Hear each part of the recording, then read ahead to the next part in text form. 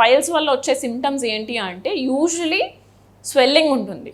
Anal రీజన్లో మనకి swelling లాగా తగులుతుంది అండ్ ఆ స్వెల్లింగ్ కొన్నిసార్లు తగులుతుంది, కొన్నిసార్లు తగలదు కొంతమంది పేషెంట్స్కి పర్సిస్టెంట్గా ఉంటుంది.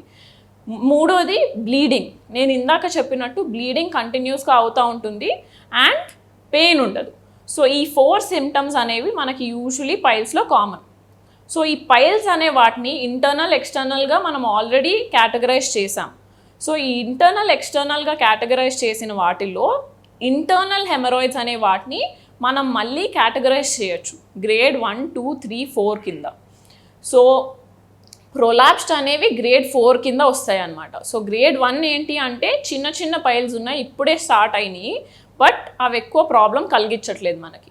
సెకండ్ గ్రేడ్ ఏంటి, వాపు కొంచెం పెద్దగా అయింది బట్ బయటికి వచ్చి మనకేం ట్రబుల్ కాజ్ చేయట్లేదు, బ్లీడింగ్ మాత్రం అవుతుంది. ప్రతిసారి మీరు మోషన్ వెళ్ళిన ప్రతిసారి ఫ్రెష్ బ్లడ్ అనేది కొంచెం కనిపిస్తూ ఉంటుంది.